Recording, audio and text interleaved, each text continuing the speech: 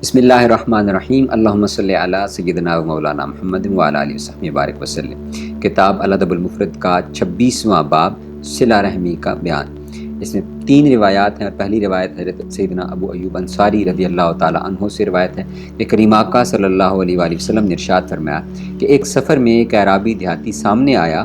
اور عرض کی کہ آپ مجھے ایسا عمل بتائیے جو جنت کے قریب کر دے اور جہنم سے دور کر دے۔ آپ صلی اللہ علیہ وسلم نے ارشاد فرمایا، تم اللہ کی عبادت کرو اور اس کے ساتھ کسی کو شریک نہ کرو، نماز قائم کرو، زکوٰۃ ادا کرو اور رشتہ داروں کے ساتھ صلہ رحمی کرو۔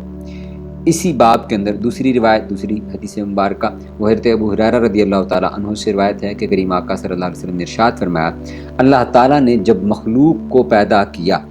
جب ان کی تخلیق ہو چکی تو رحم کھڑا ہوا، یعنی یہ رشتہ تعلق جو ہے یہ کھڑا ہوا، اور اللہ تعالیٰ سے نے فرمایا کیا بات ہے؟ اس نے کہا یہ قطع رحمی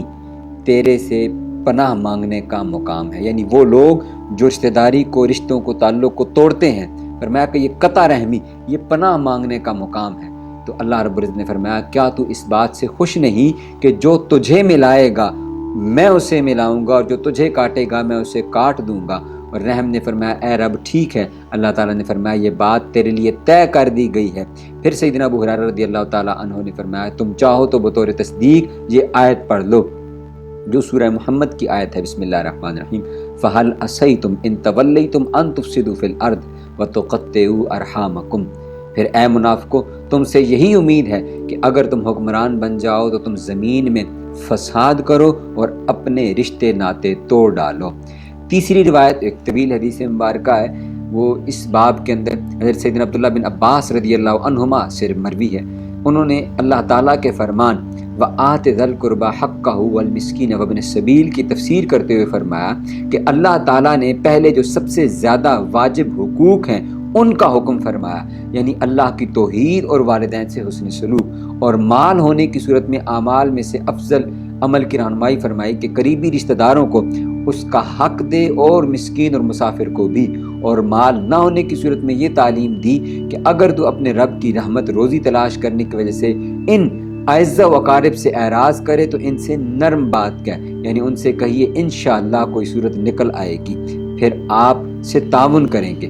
کیونکہ ارشاد باری تعالیٰ ہے بسم اللہ الرحمن الرحیم وَلَا تَجْعَلْ يَدَكَ مَغْلُولَةً إِلَىٰ عُنُقِكَ، اور اپنے ہاتھ کو گردن سے باندھ کر نہ رکھو، یعنی اس کا مطلب ہے اپنے ہاتھ کو گردن سے باندھ کر، یعنی تنگ دستی نہ کرو، اپنے رشتہ داروں کو، عزیزوں کو کھلاؤ پلاؤ، ان پر خرچ کرو۔ اور پھر فرمایا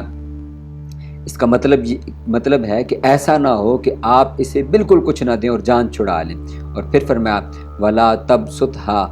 كُلَّ الْبَسْطِ، اور اپنے ہاتھ کو بالکل ہی مت پھیلائیں، یعنی بہت زیادہ کھول بھی نہ دیں۔ اور فرمایا اس کا مطلب ہے ایسا نہ کرو کہ جو کچھ تمہارے پاس ہے وہ سارا ہی دے دو، یعنی اتنا بھی ہاتھ کھلا نہ کر دو کہ سب کچھ دے دو اور خود کے اوپر مفلسی اور غربت طاری ہو جائے۔ اور پھر فرمایا جو تیسری چیز ہے وہ فرمائی کہ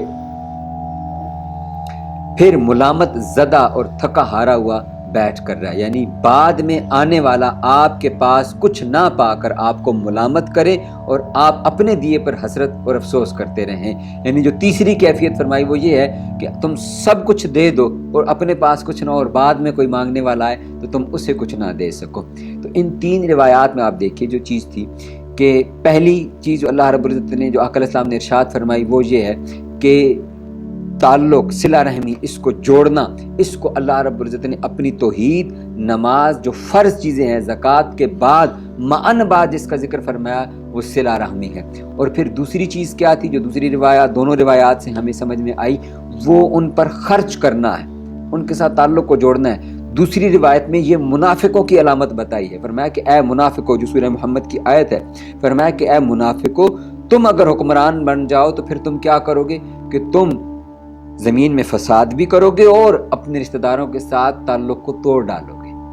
تو یہ بھی بڑی قابل توجہ بات۔ اور پھر تیسری روایت کے اندر جو چیز ارشاد فرمائی وہ یہ ہے کہ اپنے رشتہ داروں پر مال خرچ کرنا یہ کتنا اہم ہے۔ فرمایا کہ اگر اللہ نے عطا کیا ہے تو پھر ان پر خرچ کرو، اور اگر تنگ دستی ہے، حالات اتنے زیادہ اچھے نہیں ہیں تو فرمایا یہ نہ ہو کہ ان کو خالی نہ لوٹاؤ، اور ان کو یہ بھی نہ ہوگا کہ ہمارے اپنے پاس نہیں ہے۔ فرمایا انشاءاللہ اللہ پاک خیر فرمائے گا، کوئی بہتر صورت نکل آئے گی۔ اور فرمایا کہ اگر مال ہو تو یہ نہ ہو کہ سارے کا سارا دے دو، بالکل ہاتھ باندھ بھی نہ لو،